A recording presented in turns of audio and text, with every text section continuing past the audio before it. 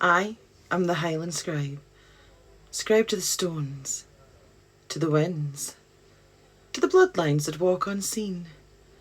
Come closer, closer still.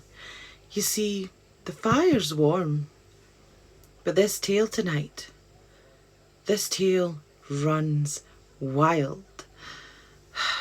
Chapter 4, Wordless Exchange. Bran never spoke, not in words, not in sound, only in presence. But he did not flee when Elspeth came near.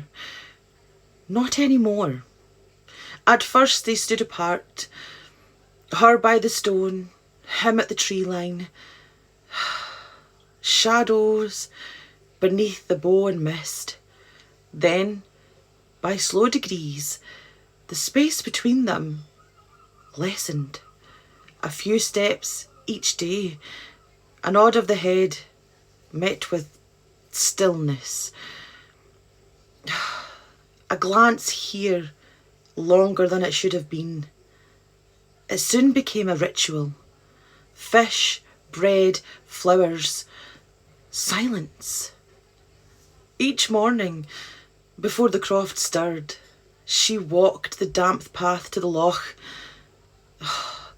heart tight as a snare, and each morning he was there, watching, waiting, as though the act of her arrival summoned him. And she began to understand, not through speech, but through the way that he moved, the way his gaze held hers, without demand, the way he would tilt his head when she wept, and turned away just enough to let her keep her dignity. It was not love in the way that she'd been told it would come, but it was something stronger, something that was not asked for, but offered. And one morning she found nothing waiting on the stone. She blinked in confusion. No fish, no trinkets, no feather, no braid. Only a smooth, dark stone, the size of a robin's egg, threaded through with leather cord. It lay there in the centre of the moss, like it had grown there. She picked it up slowly, heart pounding. At first glance, it seemed unremarkable. Slate grey and weather-worn, dull in the soft light. But as her fingers closed around it, the warmth bloomed beneath her skin, and the stone gave a shiver, as if a breath had held too long and finally let go. Her vision flickered. She gasped and gripped the stone tight, and in that moment, the world didn't change.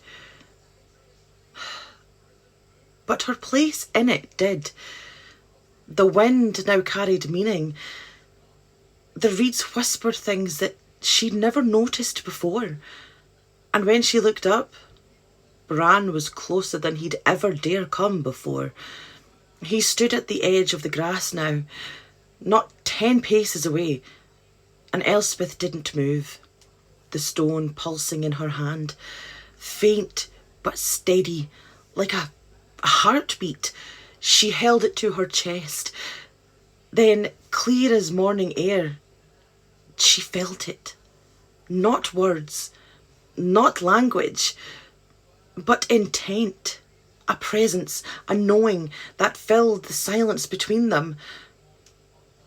Do you see me now? The meaning rose like the mists from the loch, not in her ears, but behind her ribs. Her breath caught and she nodded. His yellow eyes softened, and he took one step, a slow step forward, and the reeds parted around his legs like water. The amulet pulsed again, her fingers tightening around it. She looked down at the stone, so plain, so ordinary, and yet it held the weight of something so ancient. A Scottish fey stone, her grandmother might have called it, rare, nearly forgotten, no fae the lowlands, but fae the hills, in a deep place where the wilds still had names and bargains long buried. Stones like this were said to be blessed by the fae, left where the veil is at its thinnest, to be found only by those who needed to find them. She understood now. It hadn't been lost. It had been given. Elspeth raised her eyes to his, and he stepped forward yet again. She didn't flinch. The distance between them was barely 3 paces now. His coat shimmered like mist-dampened fur. His breath rose white in the morning chill. Then, without warning, he knelt. It was not a gesture of weakness, but one of offering, of reverence, and her heart thundered. He reached out slowly, deliberate, and laid his hand, although clawed and rough, over his chest. She mirrored the gesture, her hand atop of the stone. Not speech, but an understanding, a bridge built, no of words, but of silence made sacred.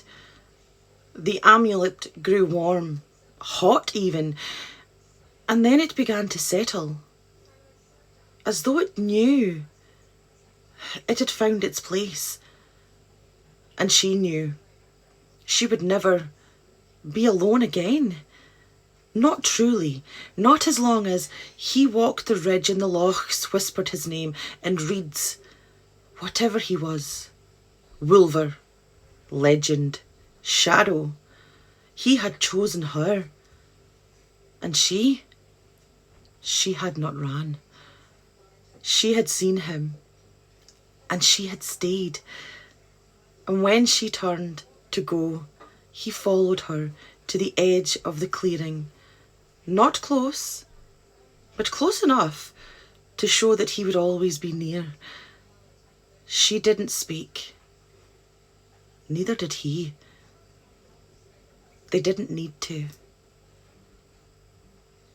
And so, the girl and the watcher began their wordless exchange.